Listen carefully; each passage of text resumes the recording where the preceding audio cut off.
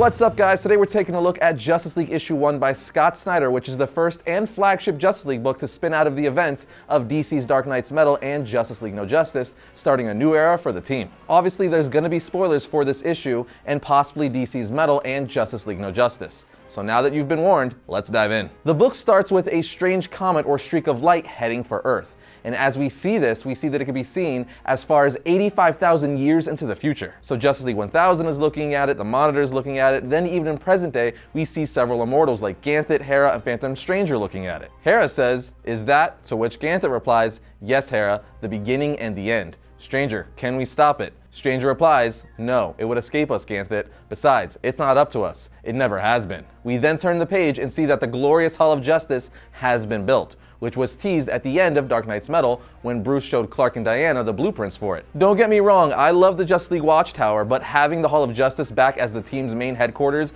in the comics again just hits on those nostalgia buttons for me. Anyway, after this glorious page, we then finally see the Justice League, who have expanded their ranks exponentially. We now have Green Arrow, Plastic Man, Mr. Terrific, Swamp Thing, Hawk Girl, Hawkman, Adam Strange, and Martian Manhunter, who's the team's new chairman, all part of the team now. The book mainly focuses on him, but more on that in a second. I just have to say, this book so far feels like the Justice League Unlimited cartoon. Even the League's interaction is spot on. You can definitely tell Snyder is a big fan of that cartoon series, and who can blame him? But I digress. The League is currently in a massive battle fighting Neanderthals on all parts of the Earth, like land, air, sea, and even subterranean. And we see that Martian Manhunter is just floating in space, telepathically helping them and telling the team what to do. Again, this is something he did many times in the Justice League Unlimited cartoon. Think of him as like that super OP guy in the chair who steps in once the crap really hits the fan. And that's exactly what happens later in this comic, where he turns into a massive alien dragon to help defeat the Neanderthals. It's amazing, and leave it to Scott Snyder to finally give Martian Manhunter the spotlight and justice he deserves. Yes, that pun was intended. We then find out Vandal Savage was behind this attack and that he intended to lose this battle, as it was only the first stage of his plan and that the end goal is an injustice gang. We see Vandal Savage telling his Neanderthals this, but he's interrupted by none other than Lex Luthor, who is back in his iconic green and purple armor and a villain once again. He subdues Savage and says, "See, I know what you've hidden from me and every other human on this planet, the darkest secret in the universe. So I'm here to rescue you, Savage, from life." Martian Manhunter then gathers the core members of the League in a psychic boardroom. During this meeting, we find out that streaking comet we saw earlier came to life moments ago and contains all the Source Wall's energy. Its power is almost like its battery or core, a totality that's rocketing to Earth that will impact in 3 minutes. Flash then tells Martian Manhunter, "You're saying that the heart of the Source Wall just started rocketing toward this planet, and inside it is a message that might give anyone who decodes it limitless power or could kill us all, and it hits in 3 minutes?" Manhunter replies, 2 minutes now, but yes. The team is then split on whether or not to have John Stewart Green Lantern destroy it with a bullet containing a miniaturized omniversal wormhole that is encased in 10th metal, or let it hit Earth as the universe is dying and it could be the source it needs to stop it. Meanwhile, we find out through Lex talking to a captive Savage that apparently Savage always knew what the Source Wall really was and what was inside it. Savage is like, "No, listen Lex, we can band together," to which Lex says, "No, you listen.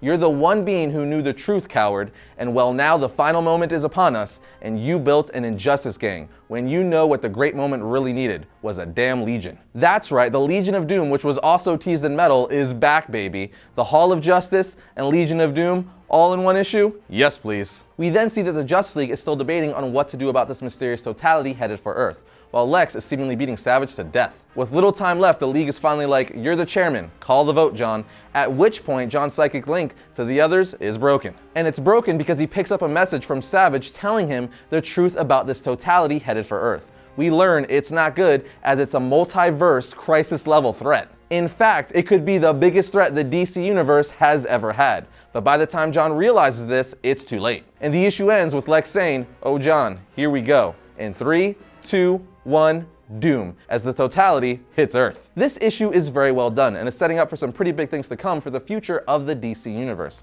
Snyder has been building to this since Metal, so I'm very curious to see what threat or threats are going to come from this mysterious totality. I also love the fact that the Justice League has now opened their ranks, like the Justice League Unlimited cartoon or the old Justice League of America books. Also, having the Legion of Doom back is great, as well as the Hall of Justice. And like I said earlier, it's great to see Martian Manhunter get some spotlight once again. As I've always said, he's one of the most underrated characters out there. I also love how Snyder is setting up to add mythology to the DC universe, but also makes it seem like it's always been there, we just didn't know about it yet. He did the same thing with the Court of Owls storyline, and that's still one of his best stories to date in my opinion. Overall, this is a very promising start to what could be one of the coolest Justice League stories we've gotten in a very long time. With that said, that's going to bring another episode of Variant to a close, but if you want to see us do more of these single issue reviews, especially on the Justice League or any other cool book that's coming out, let us know in the comment section down below. Also, be sure to follow us on Twitter, Instagram, Facebook, and check out our website. All the links for that are in the description below. Also, be sure to subscribe if you like the channel, then hit the bell next to it so you're notified whenever we upload a new video. But I'll see you guys next time when I talk about all things comics.